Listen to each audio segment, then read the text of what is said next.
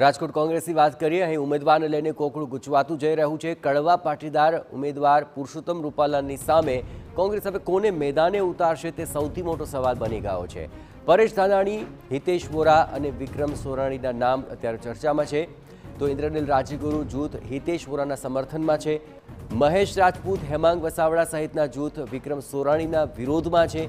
એક જૂથ ઓબીસી અને લેવા પટેલના બદલે સવર્ણ સમાજની ટિકિટ આપવામાં આવે તેવી માંગ કરી રહ્યો છે અને લેવા પટેલ સમાજમાંથી રાજકોટ જિલ્લા કોંગ્રેસના પૂર્વ પ્રમુખ હિતેશ વોરાનું નામ પણ ચર્ચામાં છે।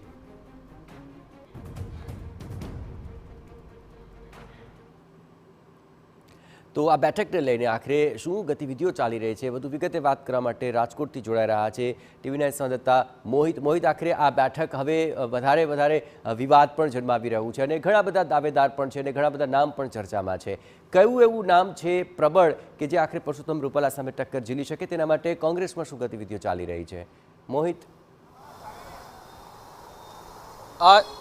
જયેશ, સ્થાનિક સ્વરાજની ચૂંટણી હોય, વિધાનસભાની ચૂંટણી હોય કે લોકસભાની ચૂંટણી હોય, જ્યારે ટિકિટ વહેંચણીની વાત આવતી હોય છે ત્યારે કોંગ્રેસમાં કકડાટ છે તે સામાન્ય રીતે જોવા મળતો હોય છે અને આ વખતે લોકસભાની ચૂંટણીમાં રાજકોટ બેઠકમાં પણ આ જ પ્રકારનો કકડાટ અને જૂથવાદ છે તે જોવા મળી રહ્યો છે। કોંગ્રેસ છે તે રાજકોટ બેઠક પર એક નવું એક્સપેરિમેન્ટ કરવા જઈ રહી છે। 2009નું પુનરાવર્તન થાય તે માટેના પ્રયત્નો છે તે કરી રહી છે અને કડવા પાટીદાર ઉમેદવાર સામે કડવા પાટીદાર સમાજમાંથી જ કોંગ્રેસના કોઈ ઉમેદવાર નહીં, પરંતુ તેના બદલે કાં તો ઓબીસી, કાં તો લેવા પટેલ સમાજ અથવા તો કોઈ સુવર્ણ જ્ઞાતિમાંથી કોઈ વ્યક્તિ છે તે ઉમેદવાર તરીકે આવે તે માટેની રણનીતિ છે તે ઘડી રહી છે।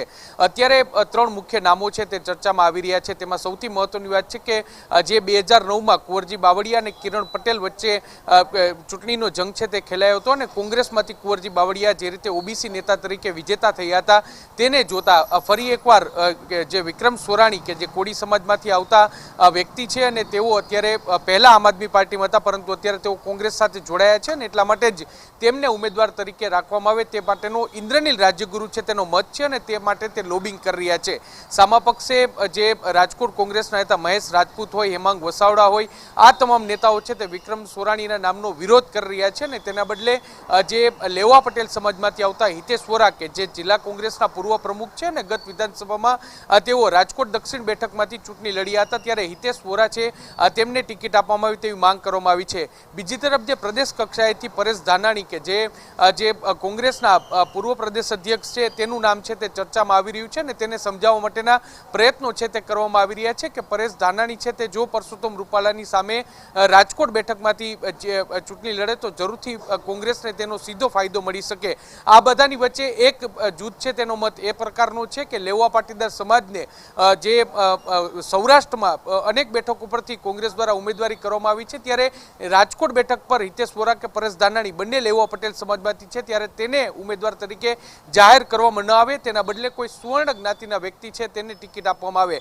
આ બધાની વચ્ચે અલગ અલગ જૂથ છે તે અલગ અલગ ચોકા લઈ અને જે પ્રદેશ મોવડી મંડળ હોય, કેન્દ્રીય મોવડી મંડળ હોય તેની પાસે લોબિંગ છે તે કરી રહી છે। જરૂરથી રાજકોટ લોકસભા બેઠક માટે કોંગ્રેસમાં કોઈ ઉમેદવાર ન મળતા હોય અથવા તો ઉમેદવારોને લઈને કોકડી ગૂંચવાઈ હોય તેવું અત્યારે સ્પષ્ટપણે લાગી રહ્યું છે।